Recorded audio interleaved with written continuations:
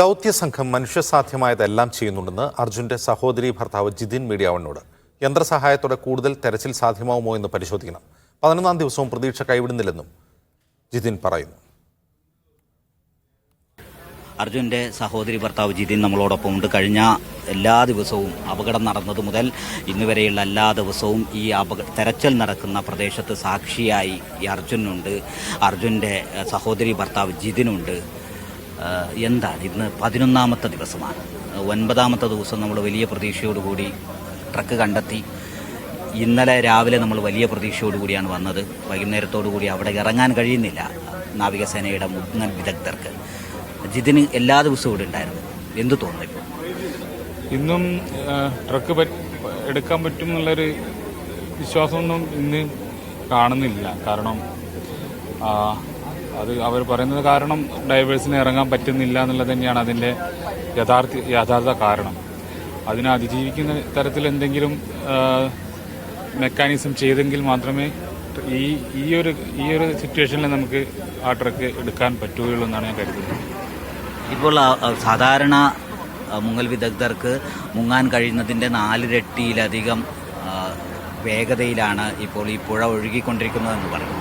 അപ്പോൾ അത് കുറയാതെ ഒന്നും ചെയ്യാൻ പറ്റില്ല എന്നാണ് അവർ പറയുന്നത്. നമ്മളെ സംബന്ധിച്ചിടത്തോളം സർക്കാർ പറയുന്ന മനുഷ്യസാധ്യമായതൊക്കെ ചെയ്യുന്നുണ്ട് എന്നാണ്. നമുക്കത് അനുഭവപ്പെടുന്നു. അതെ, ഇവർ ചെയ്യുന്നുണ്ട്, മനുഷ്യസാധ്യമായ എല്ലാ കാര്യങ്ങളും ചെയ്യുന്നുണ്ട്. പക്ഷേ നമ്മൾ മറ്റൊരു തലത്തിലേക്ക് ചിന്തിക്കേണ്ടതുണ്ടെന്നാണ് എനിക്ക് തോന്നുന്നത്. മനുഷ്യതമല്ലാതെ വേറെ എന്തെങ്കിലും മെഷീനറി എക്യുപ്മെൻറ്റ്സ് വെച്ചിട്ട് എങ്ങനെയെങ്കിലും, എൻ്റെ ആശങ്ക മാത്രമാണ്. അതിന് അറിയില്ല അതിൻ്റെ എത്രത്തോളം അതിന് ഡെപ്ത് ഉണ്ടെന്ന് എനിക്കറിയില്ല. എൻ്റെ ആശങ്കയാണ് പങ്കുവെച്ചത്. ആ രീതിയിലേക്ക് നമുക്ക് കാര്യങ്ങൾ മനുഷ്യസഹജമായിട്ടുള്ള കാര്യം ഇനി ഇവിടെ സാധ്യമല്ല എന്നാണ് എനിക്ക് തോന്നുന്നത്. അത് ഒഫീഷ്യലായിട്ട് അവർ അനൗൺസ് ചെയ്തിട്ടൊന്നുമില്ല ഇനി പറ്റില്ല എന്നൊന്നും.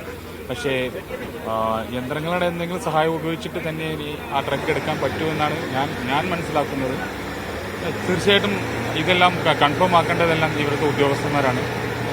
കാത്തിരിക്കുന്നു അവരെന്ത് പറയുന്നു. ട്രക്കിൽ ഉണ്ടായിരുന്ന തടിക്കഷ്ണങ്ങൾ ഒഴുകിപ്പോയി അത് തങ്ങളുടെ ലോറിയിലുള്ള തടിക്കഷ്ണമാവാമെന്നൊരു സംശയം മുനീബൊക്കെ പ്രകടിപ്പിച്ചിരുന്നു. പോലീസാണ് അതിൽ ഒരു സ്ഥിരീകരണം വരുത്തേണ്ടത്. ജിതിൻ എന്താണ് തോന്നുന്നത്? അല്ല, ഇവരുടെ ഭാഗത്തുനിന്ന്, ഓണർമാരുടെ ഭാഗത്തുനിന്ന് അത് അവർ നമ്മുടെ വണ്ടിയിലുള്ളതാണെന്നാണ് അവർ സ്ഥിരീകരിക്കുന്നത്. പക്ഷേ നമുക്കത് ഇവിടെ ഒഫീഷ്യലുള്ള ആൾക്കാർ പറയുമ്പോഴാണ് കൂടുതൽ വിശ്വാസ്യത വരിക. അത് സ്വാഭാവികമാണ്. അവരുറപ്പിച്ച് കഴിഞ്ഞതാണ് ഇത് അവരുടേതാണെന്നുള്ളത്, ഉറപ്പിച്ച് പറഞ്ഞിട്ടുണ്ട് അവർ തന്നെയാണെന്നുള്ളത്. പക്ഷേ ഇവർക്ക് എന്താ സ്ഥിരീകരണം നടത്തേണ്ടി വരുമോ എന്ന് നടത്തേണ്ടതായിട്ടുണ്ടാകാം. ഇവിടെ ജിതിൻ സൂചിപ്പിച്ചതുപോലെ തന്നെ മനുഷ്യസാധ്യമായതൊക്കെയും ഇവിടെ സർക്കാരുകൾ, മറ്റു സംവിധാനങ്ങൾ ഒക്കെ ചെയ്യുന്നുണ്ട്. പക്ഷേ യന്ത്രങ്ങളുടെ സഹായത്തോടെ കണ്ടെത്താനാവുമോ, അത് പരിശോധിച്ചുകൂടെ എന്ന ഒരു രീതിയാണ് ഇപ്പോൾ ഇവിടെ നിന്ന് നമുക്ക് പറയാൻ കഴിയുന്നത്. ജിതിൻ്റെ ഒരു പ്രതീക്ഷയും അത് തന്നെയാണ്. കൂടുതൽ യന്ത്രങ്ങൾ എത്തിച്ചുകൊണ്ടുള്ള ഒരു പരിശോധനയിൽ കണ്ടെത്താനാവും എന്ന പ്രതീക്ഷ ഇപ്പോഴും ജിതിൻ പങ്കുവെക്കുന്നുണ്ട്.